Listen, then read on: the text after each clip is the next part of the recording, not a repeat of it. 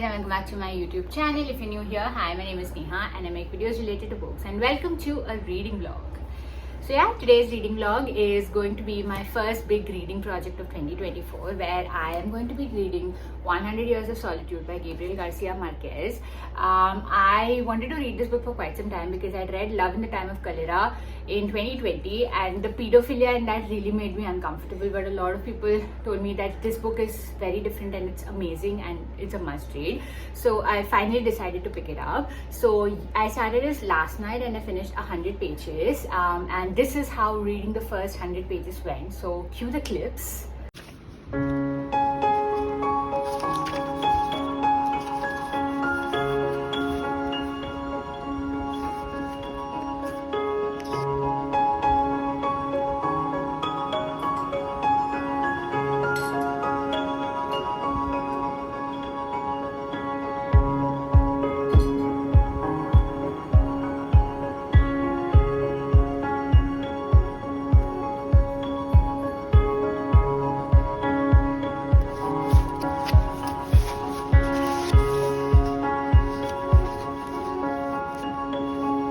So yeah, as you've seen, I've read exactly 103 pages last night. So this is a classic, of course, but it has a lot of magical realism elements and as well as historical fiction elements. So this is a multi-generational tale about the Buendia family who are in this fictional town called Macondo, right? Macondo. I keep forgetting how to pronounce it. Macondo, and so the patriarch, his name is Jose Arcadia Buendia. So he is one of the founding fathers of this village, and slowly the village moves from being a very isolated place to be one where a lot of trading happens. Gypsies keep visiting it, and they are the ones who bring the trade to the village in the first place, and then you get contact with the outside world, and eventually you get government interference, as well as you get embroiled in a civil war between the liberals and the conservatives.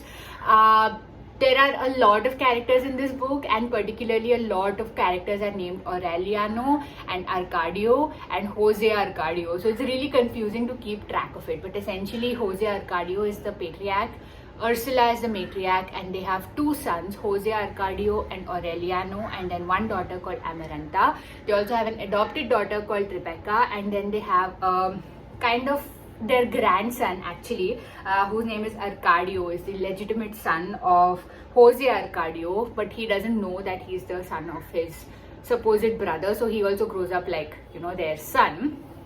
In the first 100 pages itself, the pace is so fast. Like, we're already in the second generation of the patriarch, and I am really enjoying it because of that pace and how engaging it is. There are a lot of elements of supernatural things happening, as well as magical realism. There's a lot of foreshadowing in this book, and what I actually like is that the women characters in this book are really strong. Like Ursula, for example, is like a true matriarch, because Jose Arcadio, who's the patriarch, kind of goes insane because his brain always is into all these like scientific inventions and so on and so forth. So I really like the women characters in this book for sure. Starting, you're told that there is a firing squad, and then it keeps getting referred to in the first 100 pages. So yeah, a lot of foreshadowing as well.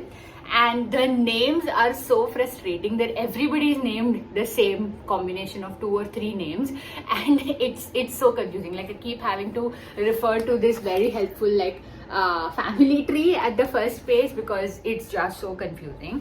And yeah, so far I'm enjoying it. Today is a holiday, it's the 1st of May, it is Maharashtra Day, so that's why I'm able to spend a lot of time with this book, and we're also having some work done in the hall, so that's why I'm sitting here. And yeah, let me take you through my day of me reading this book, and then I will catch you up maybe at the 200 page mark.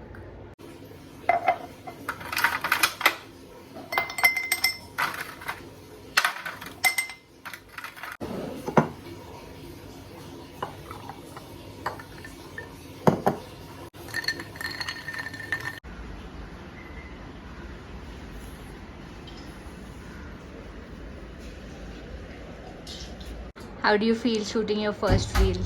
Are you making your own content? Yeah. This is my content. Yeah, well, I'm editing your content, so yes. अरे तुम पहले डालो तो सही. हाँ, तुम पहले बताओ. How was it? I want it to be low effort, like this itself, so that we can make quick money without investing much in it. I don't think we're making money on this, but anyway, I am sitting and editing some history facts by Mr. Talwar. So, yes.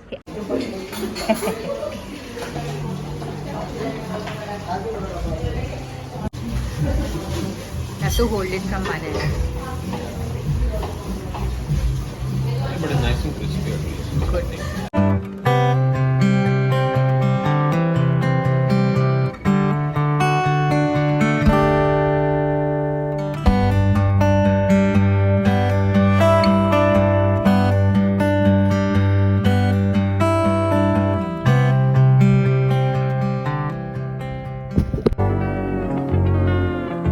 Hello, I am back to give you a reading update. I am now on page number 224. It's Saturday, so what happened was after that day, Thursday and Friday I went to office. I didn't really get a chance to read much, but I did take you through my day as you've seen. But today is a Saturday and I have been reading, so I just thought I'll catch you up with what's been happening before I sit down and finish the book, which is the plan. So what's been happening in the book? It's been the same breakneck speed. Like, things are happening so fast. Like, we're already on the 4th generation of the Buendias. The patriarch, Jose, everybody's named the same combination, so it's always confusing. Jose Arcadio passes away, and once he passes away, it kind of like things start to go wrong for the Buendia family. But in terms of deaths, a lot of the characters die. Some of them die very mysteriously, some of them die very gory death.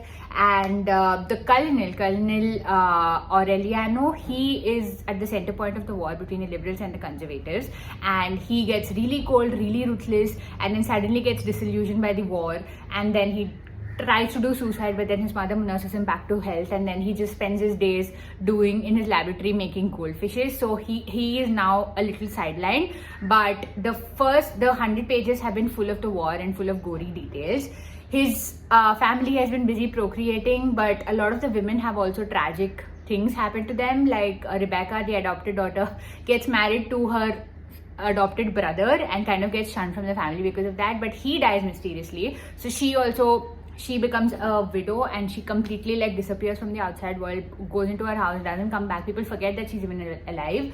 Amaranta also resigns herself to a life of solitude, even though she does have marriage prospects. So there's a lot of like tragic things happen to this family. But the town of Macondo is now connected to the outside world. Earlier it was just connected to like nearby villages and towns, but now it gets connected through the river. So people come through ships and settle there. But now where I am in the story, the railway also comes to Macondo, and with that come the colonizers.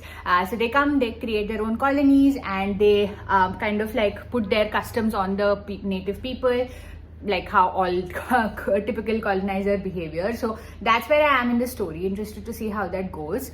I am really liking it because of the pace, because of the characters, and it's just so engaging, and some of the lines are beautiful. You've seen some of the lines in the video as well, and I am really enjoying my time with it. So hopefully I will just hold up this weekend and finish this book in time for tomorrow. So I'll probably catch you up with my final thoughts, and yeah, that's about 100 years of solitude.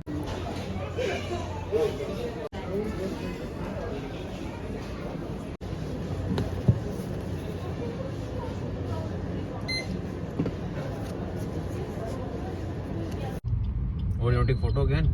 I'm taking with you for my vlog. The next day. Sunday morning. I have just finished until 300 pages. I have about 80 pages to go. Yesterday I really didn't read much because we stepped out. But the plan is to go to the gym, come back, finish reading, and then I'll catch you up with my last thoughts. So, yeah.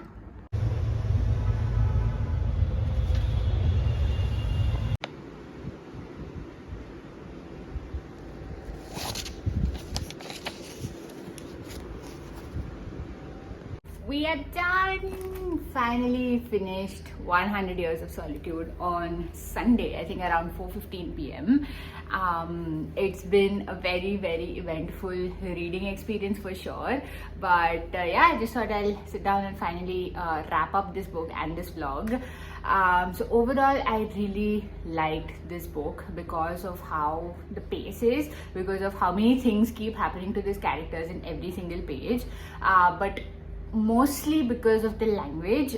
Some of the lines in this book are so beautifully written and the characters are so beautifully described that you can't help but keep on reading, even though all the Aurelianos, all the Arcadios, all the Jose Arcadios and Ursulas and Amarantas, they get very mixed up as you're reading. But I did have a blast with this book, and yeah, I think it was definitely a classic that is very readable, very engaging.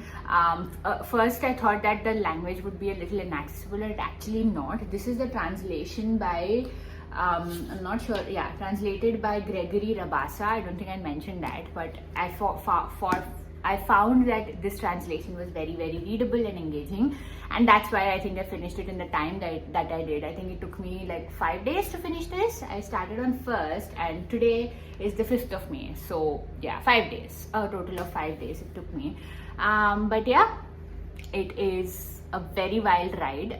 The Buendia family is a handful, and how like the characters in this book are so grey, and they're not all nice people. Actually, I don't think anybody is nice in this book. Maybe the women are, some of them, but the men in this book are complete mean assholes at many points. But I think that's the point of the book, to show how this family grew in prosperity, established a town which became like the greatest town in the world, and then everything collapsed. Like the ending of this book ends in the ruin of the Buendia family and the town that they established, which is Macondo. So there's a very strong sense of family and a very strong sense of bonds throughout this book. The Buendia family is very widespread. They keep procreating, but all of them are raised under one roof, and they all they do cruel things to each other, but they also turn up in times of need. So it's a weird book to say that I really liked it, because not pleasant things happen throughout this book, but I guess that's the point. It is a huge multi-generational tale of family, of dynasty, of power, of war, of a lot of passion, and yes, it was genuinely an exciting ride. That's all. I think I'll wrap that up. Definitely do check out this classic, and with that I am wrapping up my first big reading project for the year. I'm very happy with how it went, and yeah, if you're still around, please like, share, comment, subscribe, and I will see you very, very soon with another video. Bye.